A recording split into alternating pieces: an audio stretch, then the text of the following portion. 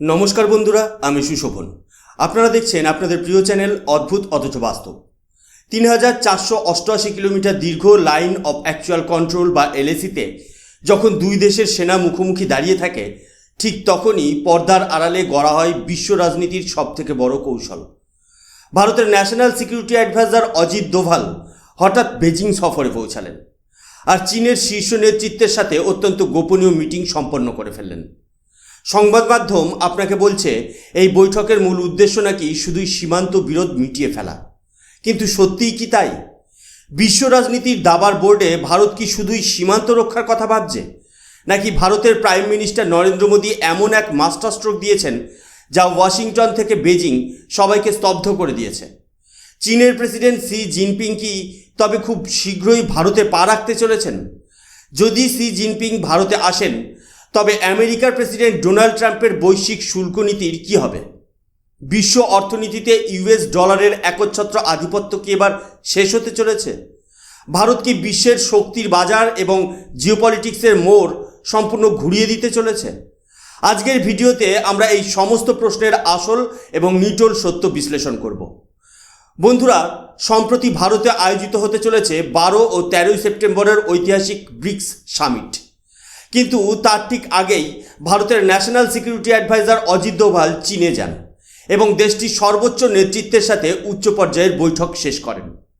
আমাদের সাধারণ মিডিয়াতে দেখানো হচ্ছে যে 3488 কিলোমিটার দীর্ঘ সীমান্তে যাতে নতুন করে কোনো সংঘাত না তৈরি হয়, সেই জন্যই নাকি অজিত দোভাল বেজিং গিয়েছেন।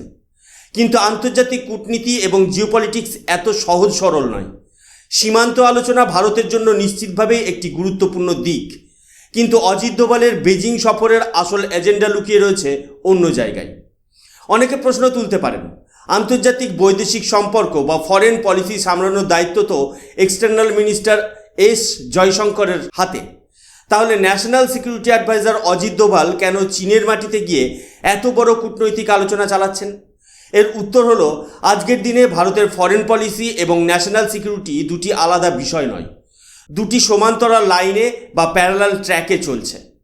প্রাইম মিনিস্টার নরেন্দ্র মোদীর নেতৃত্বে ডক্টর এস জয়শঙ্কর যদি ভারতের বৈদেশিক নীতিকে বিশ্বের দরবারে তুলে ধরেন, তবে অজিত দোভাল পর্দার আড়ালে থেকে ভারতের কৌশলগত নিরাপত্তা এবং ব্লু প্রিন্ট তৈরি করেন।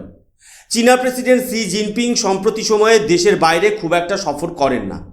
রাশিয়ার প্রেসিডেন্ট ভ্লাদিমির পুতিন যেমন নিজের দেশ ছেড়ে কম বের হন, শি জিনপিংয়ের ক্ষেত্রেও সেই সংখ্যাটা আরও কম। কিন্তু ভারত চায় এবারের সেপ্টেম্বরের সম্মেলনে শি জিনপিং নিজে ভারতের মাটিতে উপস্থিত থাকুন। রাশিয়ার প্রেসিডেন্ট ভ্লাদিমির পুতিন ইতিমধ্যেই ভারতের আমন্ত্রণে সাড়া দিয়ে সশরীরে উপস্থিত থাকার বার্তা দিয়ে দিয়েছেন। এবার যদি চীন সরকারের শীর্ষ নেতৃত্ব ভারত সফরে রাজি হন, তবে তা হবে বর্তমান বিশ্ব রাজনীতির সবচেয়ে বড় কূটনৈতিক সাফল্য। অজিত দোভালের এই সফরের মূল উদ্দেশ্য ছিল প্রিসিয়াসলি এটাই, বেজিংয়ের টেবিলে বসে বার্তা পরিষ্কার করে দেওয়া যে পরিবর্তিত বিশ্ব পরিস্থিতিতে ভারতের নেতৃত্বকে এড়িয়ে চলা চীনের পক্ষেও সম্ভব নয়।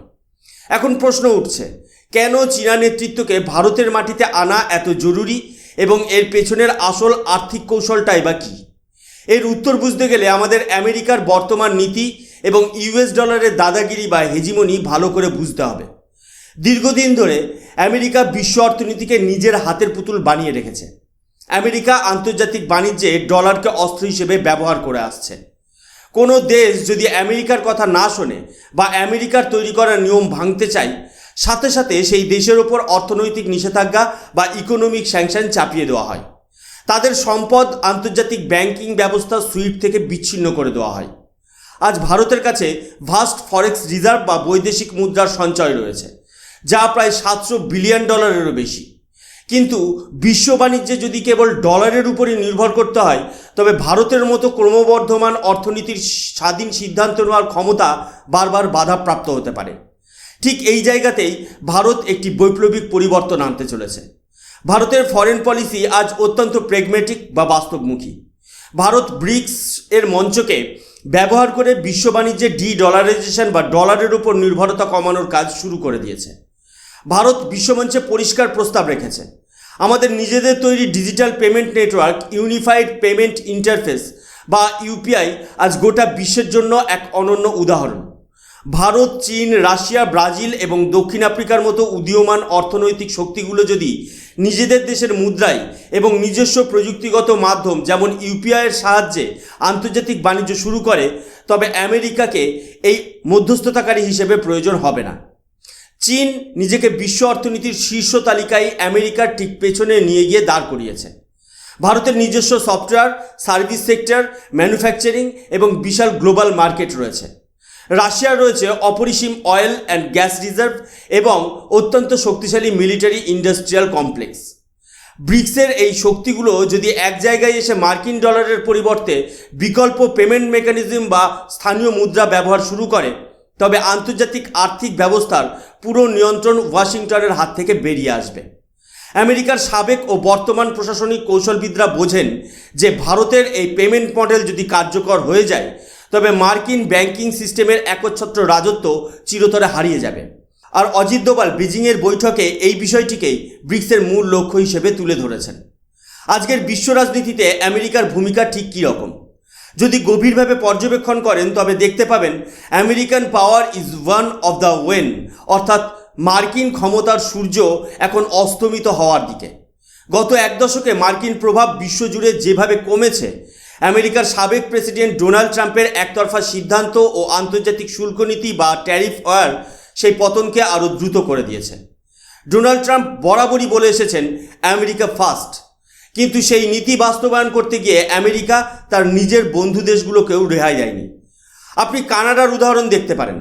আমেরিকা এবং কানাডাকে একসময় ভৌগোলিক ও রাজনৈতিকভাবে যমজ ভাইয়ের মতো মনে করা হতো। মানুষ একসময় সীমান্ত থেকে অন্য সীমান্তে অনায়াসে যাতায়াত করত, কিন্তু ট্রাম্পের বাণিজ্য যুদ্ধ এবং একতরফা অতিরিক্ত ট্যারিফ আরোপের ফলে আজ কানাডার মতো ঘনিষ্ঠ মিত্র দেশের সাথেও আমেরিকার চরম দ্বন্দ্ব তৈরি হয়েছে। ন্যাটো জোট হোক কিংবা ইউরোপীয় ইউনিয়ন, আমেরিকা নিজের স্বার্থে সবাইকে ব্যবহার করেছে এবং প্রয়োজন ফুরালে পাশে ঠেলে দিয়েছে। ডোনাল্ড ট্রাম্প ভেবেছিলেন ট্যারিফ হুমকি দিয়ে তিনি পুরো বিশ্বকে শাসন করবেন, কিন্তু আধুনিক বিশ্ব রাজনীতিতে সেই পুরনো সমীকরণ আর কাজ করছে না। আমেরিকার দ্বিমুখী নীতি বা ডাবল স্ট্যান্ডার্ডস আজ বিশ্বের প্রতিটি দেশের কাছে পরিষ্কার। মার্কিন কংগ্রেস সম্প্রতি একটি বিল পাসের চেষ্টা করেছে, যেখানে বলা হয়েছে যেসব দেশ রাশিয়ার কাছ থেকে অপরিশোধিত খনিজ তেল বা ক্রুড অয়েল ক্রয় করবে, তাদের পণ্যের ওপর আমেরিকা 100% পর্যন্ত শুল্ক বা ট্যারিফ চাপাবে। আমেরিকা চীন ও ভারতের মতো দেশগুলোকে ধমক দেওয়ার চেষ্টা করে যেন তারা রাশিয়ার সাথে বাণিজ্যিক সম্পর্ক শেষ করে দেয়, কিন্তু বাস্তব সত্যিটা কি? আমেরিকা নিজেই রাশিয়ার থেকে পরমাণু বিদ্যুৎ কেন্দ্রের জন্য প্রয়োজনীয় ইউরেনিয়াম এবং নানা ধরনের কাঁচামাল বিপুল পরিমাণে আমদানি করে চলেছে। অর্থাৎ আমেরিকা নিজের সুবিধার সময় আন্তর্জাতিক আইন দূরে সরিয়ে রেখে ব্যবসা করবে, কিন্তু ভারত যখন নিজের দেশের 1.4 বিলিয়ন মানুষের জ্বালানি নিরাপত্তা সুনিশ্চিত করতে রাশিয়ার থেকে সস্তায় তেল কিনবে, তখন আমেরিকা তাতে বাধা দেবে। ভারতের প্রাইম মিনিস্টার নরেন্দ্র মোদী এবং external affairs minister doctor S Jaishankar পরিষ্কার ভাষায় আন্তর্জাতিক মঞ্চে জানিয়ে দিয়েছে, ভারতের জাতীয় স্বার্থ এবং ভারতের জনগণের সুরক্ষাই আমাদের শেষ কথা। কোনো পশ্চিমী দেশের শুল্কের হুমকি বা ধমক শুনে ভারত তার ফরেন পলিসি বদলাবে না। অজিত দোভালের চীন সফরের সময়ও এই বার্তা পরিষ্কার ছিল। ভারতের ওপর যদি কোনো পশ্চিমী রাষ্ট্র অন্যায়ভাবে ট্যারিফ বা নিষেধাজ্ঞা চাপানোর চেষ্টা করে, তবে ভারতের নেতৃত্ব সম্পূর্ণ প্রস্তুত এবং ব্রিক্স জোটকে সাথে নিয়ে ভারত সেই অর্থনৈতিক ব্ল্যাকমেল নস্যাৎ করে দেওয়ার ক্ষমতা রাখে। ডলারাইজেশন এবং ব্রিক্সের পাশাপাশি অজিত দোভালের বেজিং সফরের সবচেয়ে সংবেদনশীল এবং গুরুত্বপূর্ণ তৃতীয় পয়েন্টটি হলো বিশ্বের এনার্জি সিকিউরিটি বা জ্বালানি নিরাপত্তা। আমরা সবাই দেখছি মধ্যপ্রাচ্যে আমেরিকা এবং ইরানের মধ্যে চলমান যুদ্ধ পরিস্থিতি ও চরম উত্তেজনার কারণে গোটা বিশ্বের জ্বালানি সরবরাহ ব্যবস্থা বা গ্লোবাল এনার্জি সাপ্লাই চেন মারাত্মক ঝুঁকির মুখে পড়েছে। পারস্য উপসাগরের অতি গুরুত্বপূর্ণ জলপথ স্ট্রেট অফ হরমুজ কার্যত অবরুদ্ধ হয়ে পড়েছে। পৃথিবীর মোট অপরিশোধিত তেলের 1/5 এই স্ট্রেট অফ হরমুজ দিয়ে প্রবাহিত হয়। পশ্চিম এশিয়ার এই অস্থিরতার কারণে এবং মধ্যপ্রাচ্যের তেল ক্ষেত্রগুলোতে যুদ্ধের প্রভাব পড়ার ফলে সারা বিশ্বে তেলের হাহাকার তৈরি হওয়ার পরিস্থিতি দেখা দিয়েছে। ইরান থেকে সরাসরি তেল কেনার ওপর মার্কিন নিষেধাজ্ঞা রয়েছে, আবার মার্কিন শুল্কের হুমকির কারণে রাশিয়ার ওপর চাপ সৃষ্টি করার চেষ্টা চলছে। অন্যদিকে ভেনেজুয়েলা বা মধ্যপ্রাচ্যের তেল উৎপাদনকারী দেশগুলোও নিজেদের তেল সঠিকভাবে বাজারে পাঠাতে পারছে না। এখানে একটি বিষয় খুব গুরুত্ব দিয়ে বোঝা দরকার, ভারত ও চীন দুই দেশেরই বিপুল পরিমাণ এনার্জি রিসোর্স বা তেলের প্রয়োজন হয়। চীনের শিল্পের চাকা ঘোরানোর জন্য যেমন অপরিশোধিত তেল ও গ্যাসের প্রয়োজন, ঠিক তেমনই ভারতের দ্রুত অর্থনৈতিক অগ্রগতি, যাতায়াত ব্যবস্থা এবং কোটি কোটি মানুষের দৈনিক জীবনের জন্য সস্তায় ও নিরবচ্ছিন্ন এনার্জি সাপ্লাই থাকা অপরিহার্য। যুদ্ধ শুরুর আগে চীন প্রায় প্রতি মাসে ইরান থেকে লাখ লাখ ব্যারেল তেল কিনেছে। আন্তর্জাতিক নিষেধাজ্ঞা সত্ত্বেও চীন তাদের নিজেদের মতো করে জ্বালানি সরবরাহ বজায় রেখেছিল। কিন্তু ইরান সীমান্তে সরাসরি যুদ্ধ এবং সমুদ্রপথ অবরুদ্ধ হয়ে পড়ার কারণে চীনের তেলের চালানো আটকে গেছে। অপরদিকে ভারত কোনো নির্দিষ্ট একটি উৎসের উপর নির্ভরশীল না থেকে রাশিয়ার সাথে নিজেদের বন্ধুত্ব ব্যবহার করে দেশের সাধারণ মানুষের জন্য জ্বালানি সরবরাহ নিশ্চিত করে এসেছে। কিন্তু বর্তমানে যেভাবে আমেরিকা সর্বদিক দিয়ে নিষেধাজ্ঞা আর শুল্কের ঘেরাটোপ তৈরি করতে চাইছে, তাতে চীনের পাশাপাশি ভারতও বুঝতে পারছে যে বিশ্বশক্তির বাজারকে কোনো নির্দিষ্ট পরাশক্তির খামখেয়ালিপনার ওপর ছেড়ে দেওয়া যায় না। যদি বিশ্বজুড়ে হরমুজ প্রণালী বা স্ট্রেট অফ হরমুজ পুরোপুরি বন্ধ হয়ে যায়, তবে বিশ্বে ক্রুড অয়েলের দাম ব্যারেল প্রতি $150 থেকে $200 পৌঁছে যেতে পারে। এর ফলে ভারতের অভ্যন্তরীণ বাজারে পেট্রোল ডিজেলের দাম বাড়বে, যা সরাসরি ভারতের অর্থনীতিতে মূল্যবৃদ্ধি ঘটাবে। তাই অজিত দোভালের বেজিং আলোচনার টেবিলে এই এনার্জি সিকিউরিটির বিষয়টি অত্যন্ত প্রাধান্য পেয়েছে। ভারত ও চীন উভয় দেশই যদি বিশ্বশক্তির বাজারে নিজেদের সমন্বয় রেখে চলে এবং বিকল্প বাণিজ্য পথ বা বিকল্প মুদ্রায় জ্বালানি কেনার পথ খোলা রাখে, তবে আন্তর্জাতিক বাজারের তেলের ঘাটতিকে নিয়ন্ত্রণ করা সম্ভব হবে। ভারত নিজের এনার্জি সিকিউরিটি সুনিশ্চিত করতে প্রতিটা পদক্ষেপ অত্যন্ত ভেবেচিন্তে সিদ্ধান্ত নিচ্ছে।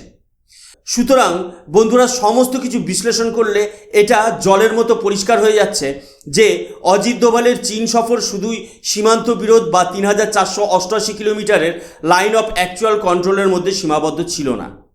বিশ্বের সবচেয়ে বড় উদীয়মান শক্তিগুলো এখন বুঝতে পেরেছে যে আমেরিকা বা পশ্চিমা ব্লকের একতরফা দাদাগিরিকে টেক্কা দিতে গেলে কূটনৈতিক এবং অর্থনৈতিক দিক থেকে একটি ইউনাইটেড ফ্রন্ট বা ঐক্যবদ্ধ অবস্থান নেওয়া অত্যন্ত প্রয়োজন। ভারত সরকারের নেতৃত্ব আজ এমন এক স্থানে পৌঁছেছে যেখানে ভারত কাউকেই চোখ রাঙানোর সুযোগ দেয় না। চীন ভারতের প্রতিদ্বন্দ্বী হতে পারে, সীমান্তে একাধিক সমস্যা থাকতে পারে, কিন্তু জিওপলিটিক্সে কোনো চিরস্থায়ী শত্রু বা চিরস্থায়ী বন্ধু থাকে না। থাকে শুধুই চিরস্থায়ী জাতীয় স্বার্থ বা ন্যাশনাল ইন্টারেস্ট। ভারত আজ একদিকে যেমন তার এলএসিতে সশস্ত্র বাহিনীকে শক্তিশালী করে সীমান্ত সুরক্ষিত রাখছে, ঠিক অন্যদিকে বেজিংয়ের টেবিলে বসে বিশ্ব অর্থনীতি ও ডলারাইজেশনের ভবিষ্যৎ নির্ধারণ করছে।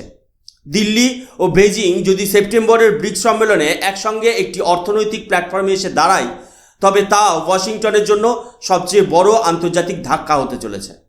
ভারতের এই শক্তিশালী স্বতন্ত্র ও জাতীয়তাবাদী ফরেন পলিসি ভারতকে ভবিষ্যতে কেবল এশিয়ার নেতাই বানাবে না, বরং গ্লোবাল সাউথ এবং পুরো বিশ্বের ড্রাইভিং সিটে বসাতে চলেছে। আপনার কি মনে হয়, মার্কিন শুল্ক নীতি ও ডলারের দাদাগিরি বন্ধ করতে ভারত যে বিকল্প মুদ্রা ব্যবস্থা ও ব্রিক্স জোটকে শক্তিশালী করার পদক্ষেপ নিচ্ছে, তা কি বিশ্ব অর্থনীতিতে ভারত সরকারের সেরা মাস্টারস্ট্রোক হতে চলেছে? ভারত সরকার কি এই কূটনৈতিক চালে আমেরিকাকে বড় বার্তা দিতে পারল? আপনার মতামত অবশ্যই নিচে কমেন্ট বক্সে কমেন্ট করে জানান। ভিডিওটি ভালো লাগলে লাইক করুন এবং বন্ধুদের সাথে শেয়ার করুন। আর আপনি যদি আমাদের চ্যানেলে নতুন হয়ে থাকেন, তবে অবশ্যই আমাদের চ্যানেল অদ্ভুত অথচ বাস্তবকে সাবস্ক্রাইব করতে ভুলবেন না। আমি সুশোভন আজকের মতো এখানেই বিদায় নিচ্ছি। দেখা হবে পরবর্তী একটি নতুন ভিডিওতে। ততক্ষণ পর্যন্ত ভালো থাকবেন, সুস্থ থাকবেন। জয় হিন্দ, বন্দে মাতরম, ভারত মাতা কি জয়।